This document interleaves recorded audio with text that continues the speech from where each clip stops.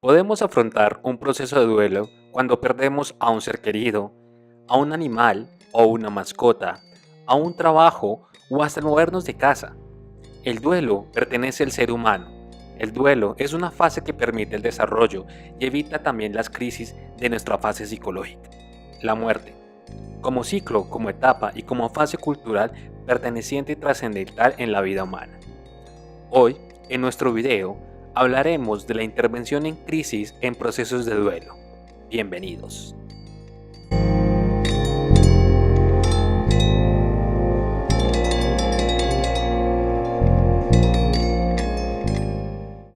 Previo al hablar de la intervención en crisis o de hablar del duelo, es importante hacer una definición de la crisis.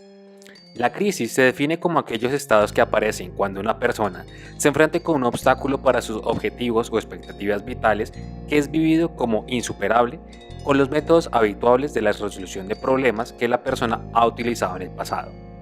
Sobreviene entonces un periodo de alteración y desorganización que conduce a diferentes soluciones. Algunos autores han definido una crisis situacional entendiéndola como un estado temporal de un trastorno psicológico caracterizado por ansiedad, confusión, desorganización causado por un suceso inesperado, que es vivenciado como una amenaza o pérdida que resulta insuperable con los mecanismos habituales de la persona para afrontar problemas. Destaca también que la resolución de la crisis se realiza habitualmente en un periodo que va de 4 a 6 semanas y puntualiza aquellos factores que inciden sobre el éxito o fracaso en la resolución de las mismas. Estos se refieren a la comprensión cognitiva y emocional de la situación o percepción del problema, a la fortaleza y a los mecanismos defensivos inconscientes y no conscientes, además de la red de apoyo y el espacio disponible a nivel social. Por otro lado, si tomamos la definición de un evento traumático, según aparece la clasificación oficial del DSM, la muerte puede ser considerada como tal. Así, en dicha clasificación, un evento puede entenderse como un evento traumático si se supone o experimenta ser testigo o enfrentarse a la muerte real o la amenaza de misma a heridas o a la amenaza a la integridad física de uno mismo u otras personas. Algunos investigadores han intentado apresar los efectos de la pérdida o muerte en condiciones traumáticas, valorando el papel de los dos componentes, a saber lo repentino o inesperado y la violencia. En el estudio de Bonanno de 2003, resalta la importancia de los valores previos al respecto que pueden ser confusos. Esto debido a que ambos componentes se han considerado conjuntamente. Muchas de las pérdidas traumáticas son también repentinas, y su aportación de riesgo puede ser realmente diferenciada. De hecho, las investigaciones de los autores agregan que la idea de la violencia incide en el desarrollo posterior de alteraciones durante el proceso del duelo, incrementando la sintomatología, específicamente en aspectos relacionados con el trastorno de estrés postraumático. Concretamente, se han estudiado 3 componentes nucleares de este trastorno: la hiperactivación, las intrusiones y la evitación. Sin embargo, el hecho de que la muerte fuera inesperada o repentina no influyó en el desarrollo posterior de este mismo trastorno.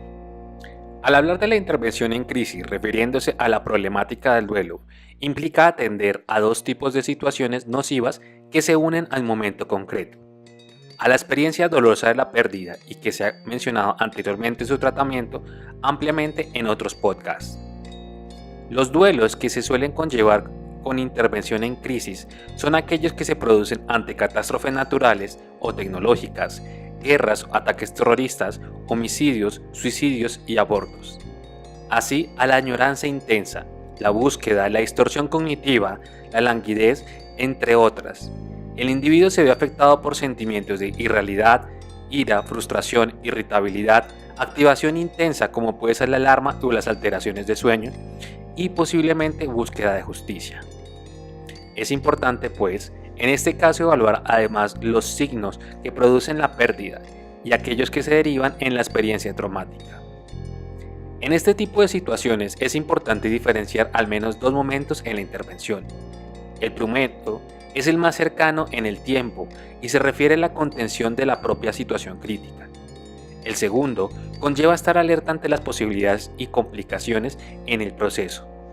Recuerda que el hecho de que si la pérdida se produce en situación traumática supone un factor de riesgo para futuras complicaciones. ¿Qué se pueden hacer en los primeros momentos? El objetivo es la contención y prevención de futuros problemas.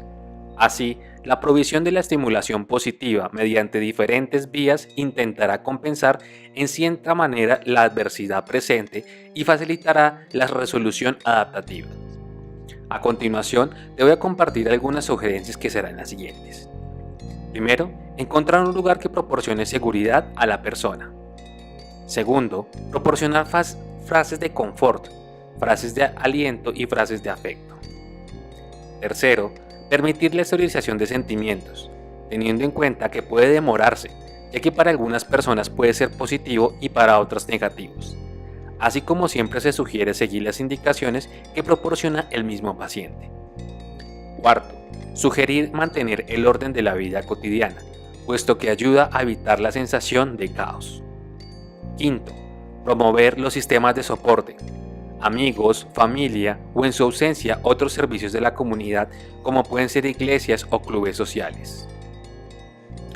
En este tipo de situaciones, Worden sugiere que el asesor o terapeuta controle sus propias sensaciones de impotencia, evitando los tópicos de tipo que ha muerto su hijo, pero todavía tiene a su marido, o todavía te quedan otros chicos.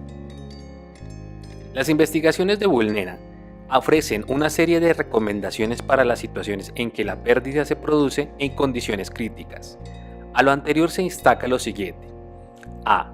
Alejar al afectado del lugar del desastre y no solo del peligro. B. Proteger al sujeto de la hiperexposición a estímulos. Crear un ambiente seguro con baja estimulación sensorial. Evitar la exposición a curiosos o medios de información. C. No medicalizar al paciente. D. Explicar al doliente que los síntomas que presentan son reacciones naturales. F. Desarrollar un comportamiento empático y compasivo evitando los juicios de valor. Este elemento es muy importante en la readaptación y en la recuperación. E. Establecer el contacto con seres queridos significativos y en segundo lugar con instituciones o profesionales adecuados. G. Facilitar el ejercicio físico. H. Detectar y valorar las reacciones externas de pánico o duelo. Y cuidar al equipo recordando en estas situaciones hasta el silencio que puede llegar a ser terapéutico. ¿Es conveniente a largo plazo? Desde muy pronto, alrededor de un mes, podemos tener las indicaciones de si la intervención profesional será necesaria. Así, te sugerimos los siguientes parámetros. A. La reexperimentación continua del evento traumático que se puede plasmar en recuerdos intrusivos o en imágenes, que pueden ser fragmentos de la situación traumática. También pueden producirse sueños dolorosos relacionados con la situación, puede haber malestar psicológico intenso asociado a estímulos relacionados interna o externamente. Y B. Evitación de los estímulos que se reaccionan con la situación traumática. Puede referirse a personas, actividades o lugares. Una cuestión muy importante que hay que considerar es la valoración de cómo afectan las crisis a los niños. Ya hemos hablado en su especial vulnerabilidad y el descuido que son frecuentemente por ignorancia. Es destacable en este trabajo la investigación planteada en la Universidad Jaume de Castellón, que ha desarrollado el programa de intervención de desastres dirigido en educación primaria. En dicho programa, los autores, tras una exposición de las bases teóricas que sustentan, plantean los moduladores o mediadores que se inciden en las respuestas en los eventos traumáticos o críticos. A continuación, te hablaré de las variables que se recomiendan tener en cuenta en la evaluación de niños que están sufriendo un proceso de duelo. Primero, las variables relacionadas con la persona, la edad del niño, el grado de desarrollo, la salud mental, enfermedades físicas que existen, experiencia previa a otras situaciones traumáticas. Segundo, las valores relacionadas con el evento, la velocidad de inicio, la posibilidad que se repita, el grado de amenaza para la vida, el grado de exposición a la muerte como puede ser la destrucción del sitio o lugar donde vivía el niño, la extensión y tipos de pérdida y la permanencia de los niños con sus figuras de apego. Como tercer nivel, las variables familiares comunitarias, el grado de preparación, la percepción de los niños de las reacciones ante sus figuras de apego, el apoyo de las redes sociales, y las condiciones post-desastre. Como hemos hablado, las situaciones que pueden tener de apoyo por entidades posteriores a la institución. En cuanto a las necesidades de intervención, plantean algunas sugerencias muy interesantes para la educación en salud. Sugieren que de modo preventivo se deberían desarrollar en los niños la capacidad de autonomía, solidaridad, hábitos de cooperación y desarrollos de conductas y hábitos que favorezcan a la autoprotección y seguridad. Tras el desastre, como prevención secundaria, se plantean el desarrollo de programas que favorezcan a la comprensión y asimilación del desastre, faciliten la expresión de emociones y cogniciones y finalmente, de modo terciario, se recomiendan como imprescindibles la intervención psicológica específica en aquellas patologías que se lleguen a desarrollar. Hemos llegado al final de nuestro video, esperamos que haya sido de tu agrado. No olvides dejar tus comentarios, quejas, retroalimentaciones y experiencias que hayas tenido frente a la temática. Del mismo modo, te invito a participar en los foros de la semana que están habilitados dentro de nuestro curso virtual. Además, recuerda seguirnos en nuestras redes sociales, como son Facebook, Twitter, LinkedIn e Instagram, donde publicaremos diferentes contenidos para ti. Nos veremos en una próxima ocasión. Hasta pronto.